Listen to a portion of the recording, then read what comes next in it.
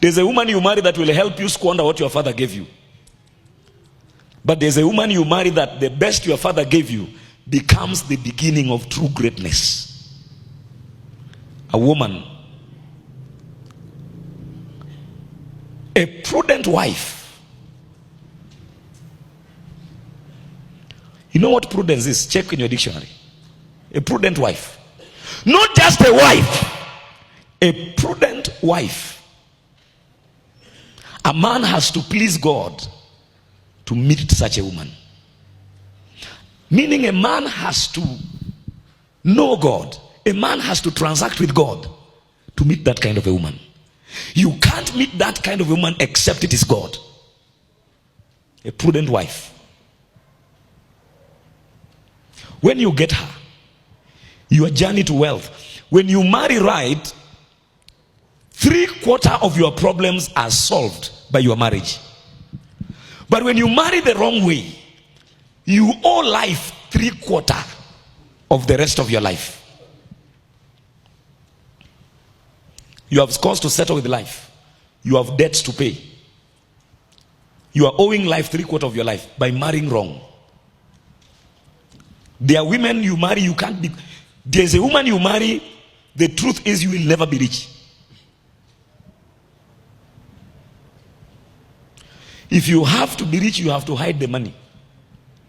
You have to go and buy a house in Kisumu and nobody should know.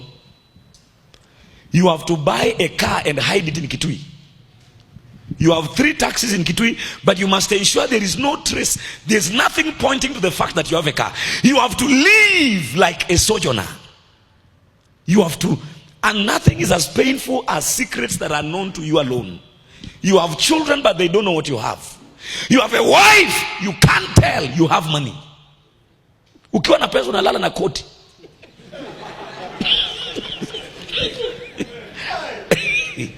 Hey.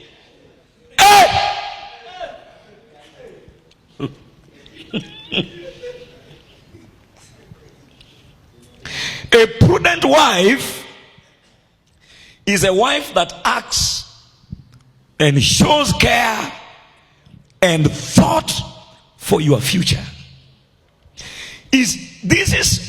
Listen, you can't separate a wife from the future. There are women you marry and your future is finished. You will never build a house. You will never buy anything. You will never improve the lives of your brothers and sisters. You will never change your father's compound because you married your own principality. I know a woman that even at the deathbed, a woman that stood between the father and the son. He cornered this guy that even when the guy was released where the guy was working, they ate all the money. The guy got another job. He stopped the guy from relating with his biological father, and the man looked like his father. She squandered this man that when the man was about to die and the mzee came to collect his dying son, the woman took off, gave the old man bones, said, nimekuachia mifupa kula. There's a woman you marry and she'll run away when you are bones. These women you see seated here during the service saying, I shall marry. If once you know her very well and she says, I shall marry while looking at you, open your eyes and say, back to the sender.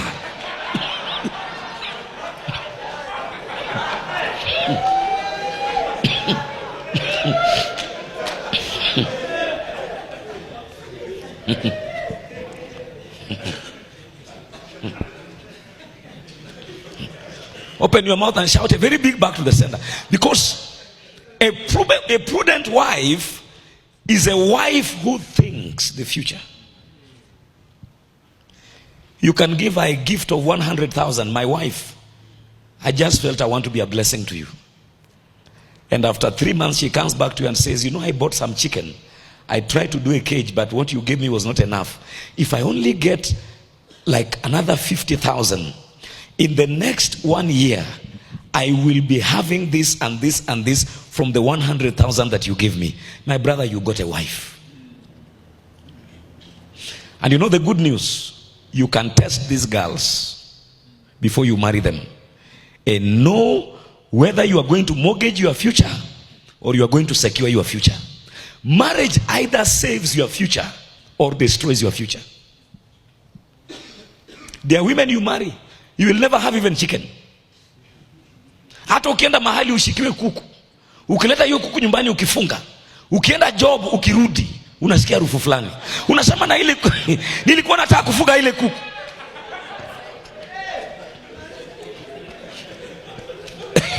Your chicken has met untimely death.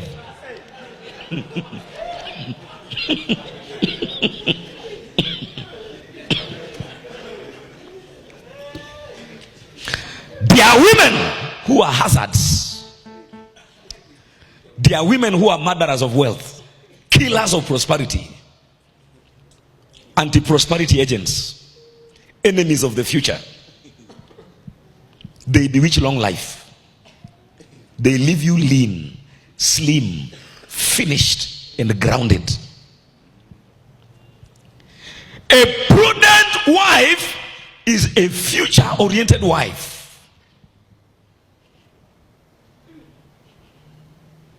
A wise woman, a judicious woman, an advisable woman, well advised, sensible. A woman that has sense. Only God can give you a woman. Your father can choose for you and make a mistake. Remember, the mistakes you are seeing with your mother are part of his mistakes. So if you allow I didn't say don't allow your father advise you. Your father can advise you and say, my son, okay, according to me, blah blah blah. You know, I have to say that carefully because Elder Mike is here with his sons, and they will find a ground to tell, hey, mbuyu bana. Sasa unasikia vile pasi amesema. The old man can advise you and say, my son, don't go this way. But when it comes to a wife, even your dad may not know everything. You need God. You come to your dad and you say, Daddy, I've prayed and prayed and prayed, and there's this lady. I don't know what you think. The question will be, have you taken her through the tests? Because there are women you marry and you have no future. When a girl begins to talk of a birthday of 250,000, you haven't married her. Your mother's house needs only 100,000 for the roof to be changed. You talk about the village, she runs mad. Says, village in this generation, are we going to live there? When you marry me, so we are going to live there. So I'm going to be your community wife. A girl is talking like that, who is born again. So you are marrying me for your mother, for your father, for your brothers. You know, you really need to assure me because you are scaring me. So you are a mommy's boy. Because you talked about your village, you are now mommy's boy. Because you talked about your mother's leaking house, you are now mama's boy. She wants to isolate you, then assassinate you.